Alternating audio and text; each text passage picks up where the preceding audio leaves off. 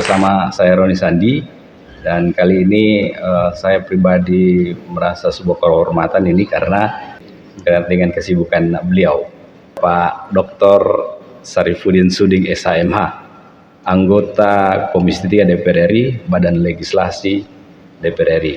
Sebenarnya saya tidak punya pertanyaan berat ini Pak, terlalu berat beban Bapak ini untuk memikirkan negeri ini, kemudian aspirasi-aspirasi dari Sulawesi Tengah. Ada 4 periode Bapak menjabat di DPR RI, 2009, 2014, kemudian 2014, 2019, kemudian 2019, 2024, 2024 menuju 2029. Nah, ini apa sebenarnya yang Puang lakukan sehingga bisa terpilih 4 periode?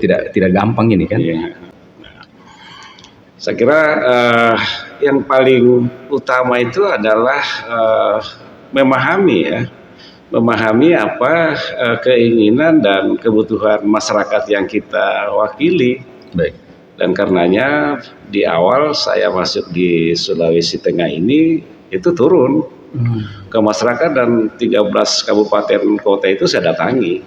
Baik. Bahkan terkadang bermalam di rumah-rumah warga, di jalan dan sebagainya, dan di situ saya banyak berinteraksi dengan masyarakat.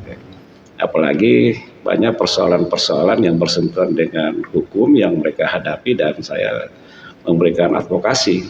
Ya. Nah, disitulah mulai masyarakat ada satu kedekatan emosional, ya. Ternyata ada jalan keluar yang mereka dapatkan karena memang basic saya dari hukum, apalagi ketika bersentuhan dengan para aparat kan gitu. Nah, dari situ ya diberikan amanah pada pemilu 2009 ya. Sampai berlanjut sampai sekarang, ya alhamdulillah, dan saya menyampaikan rasa terima kasih terhadap masyarakat Sulawesi Tengah. Dan setiap saya turun, ya katakanlah ketika ada reses atau ada kegiatan seperti kemarin saya dari Sigi, ketemu dengan masyarakat di Sigi dan mendengar apa yang mereka mereka membutuhkan pada saat tahun 2010 misalnya, ya saya turun melakukan reses karena di sana banyak sekali perkelahian antar desa saat itu. Ya, betul.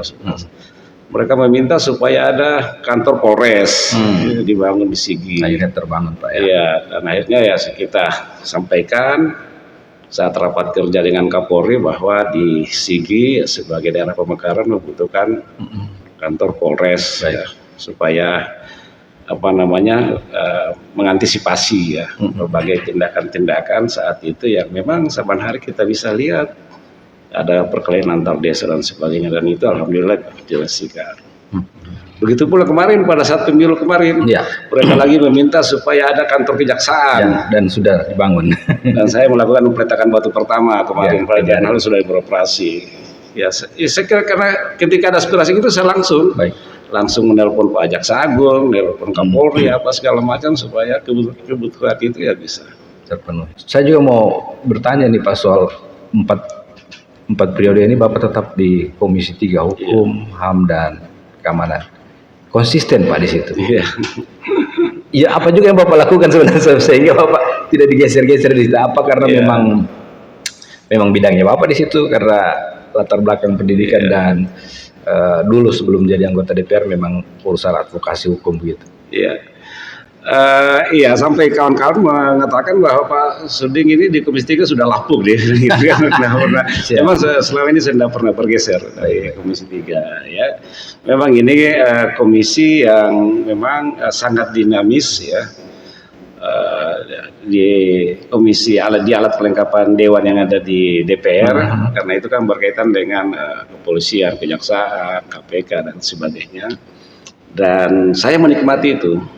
Ya, di samping memang ada basic saya adalah dari orang dari hukum, ya, dan juga katakanlah bahwa persoalan-persoalan yang ada di masyarakat, ya, persoalan bangsa yang kita hadapi juga tidak terlepas dari persoalan-persoalan itu. Dan saya merasa tertantang karena gitu. Walaupun banyak kawan-kawan mengatakan bahwa komisi ini adalah komisi air mata katakanlah seperti itu. Tapi saya menikmati aja saya karena itu adalah satu pengabdian, bukan mencari sesuatu, tapi paling tidak bagaimana agar rasa keadilan dalam konteks penegakan hukum itu dapat dirasakan manfaatnya oleh masyarakat.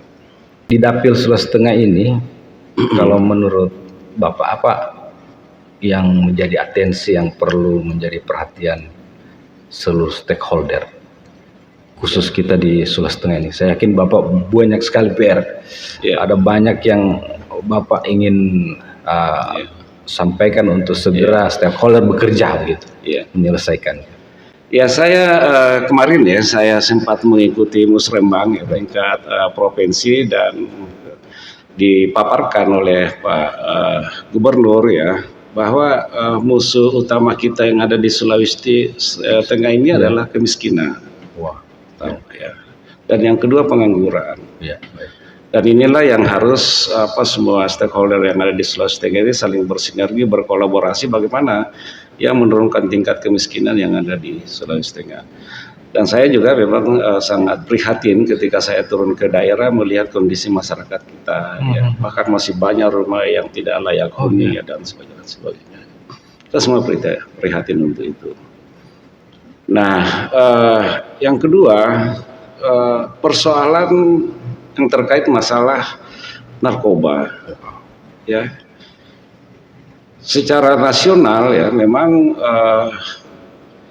data yang ada Sulawesi Tengah ini masuk urutan ketiga peredaran narkoba tingkat nasional. Wah, mengkhawatirkan dan sangat mengkhawatirkan Nah, dan karenanya dalam berbagai kesempatan saya selalu mendesak, menekan apakah Kapolda pada saat rapat kunjungan kerja misalnya lalu kemudian BNN supaya betul-betul komit dalam konteks penyalahgunaan peredaran narkoba yang ada di Sulawesi Tengah ini. Karena kalau kita lihat data dipaparkan kemarin tahun 2025 itu ada peningkatan terhadap penyalahgunaan narkoba sampai 706 kasus yang ada di Sulawesi Tengah. Ada kenaikan dari tahun 2024 644 kasus.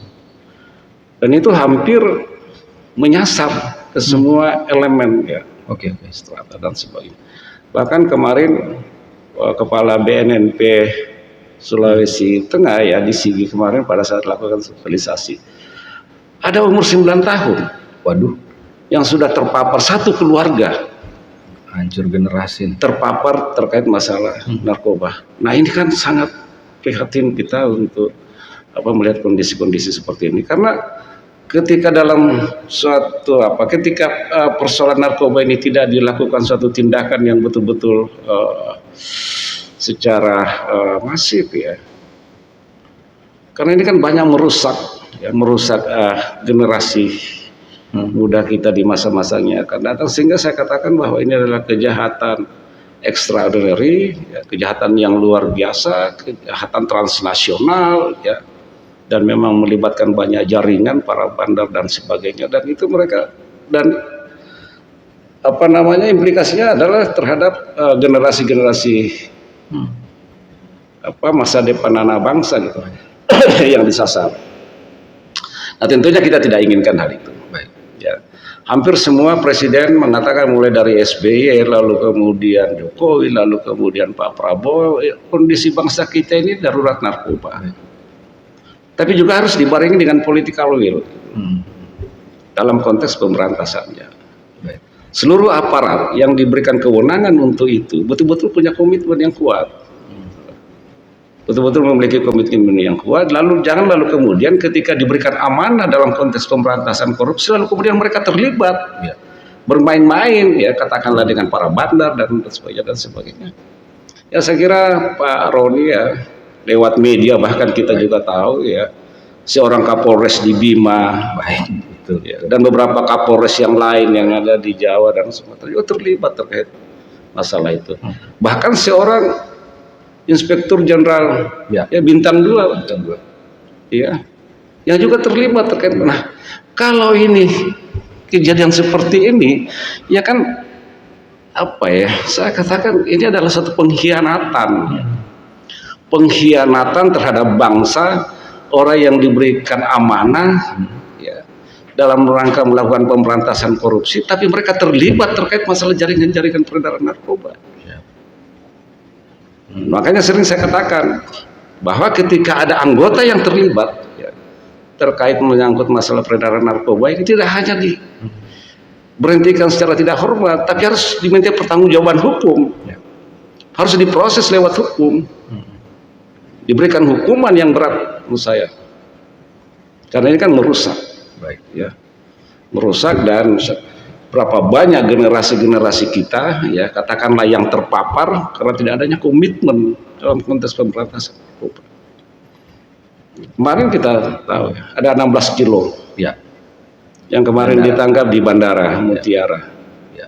Kok sampai bisa lolos? Ini sudah lewat bandara ini. Betul. Yang pengawasannya sangat ketat gitu kan, lewat X-ray apa segala macam lolos. Kalau yang sebelumnya kan biasa lewat pelabuhan-pelabuhan tikus, ya, dari Tawau masuk Kalimantan masuk di pelabuhan-pelabuhan di sini. Kita tahu apa jaringan-jaringannya, para bandar-bandar itu. Jadi pertanyaan besar itu Pak, kalau Dan itu jadi pertanyaan besar, kenapa bisa sabu-sabu 16 kilo lolos di bisa lolos di bandara Cengkareng? Ini kan suatu apa? Kalau saya katakan ya ini bukan lagi hal yang, tapi sudah nekat gitu. Untung aja masih bisa digagalkan. Bagaimana kalau bisa, kalau barang itu tersebar di masyarakat Sulawesi Tengah? Berapa masyarakat dan generasi kita yang dirusak gitu. Nah, makanya saya betul-betul jangan ada toleransi menurut saya. Bahkan saya usulkan kemarin dengan kepala BNN, para bandar-bandar ini kalau ketahuan ya langsung tembak. Persoalan HAM persoalan belakang. Tapi ini adalah keselamatan bangsa. Ini adalah keselamatan generasi kita yang harus kita pikirkan bersama-sama. Bangsa kita kaya dengan sumber daya alam, tapi ketika generasi mudanya dirusak, maka bangsa selain kita akan jadi penonton. Ya. Anak-anak generasi muda kita di masa-masa akan datang jadi penonton. Nah, itu yang kita tidak harapkan. Baik, kita berharap Pak Sarifudin tetap tegas dengan hal-hal ini, ya, sehingga harapan masyarakat masih bisa di pundak Bapak yang bisa diandalkan lah untuk hal-hal seperti ini. Terima kasih Pak Dr. Sarifudin Suding, SHMH, anggota Komisi 3 DPR RI Badan Legislasi. Terima kasih. Baik, sahabat Radar Palu, terima kasih Anda sudah menonton podcast ini. Saya Roni Sandi pamit, terima kasih. Assalamualaikum warahmatullahi wabarakatuh. Sampai berjumpa lagi.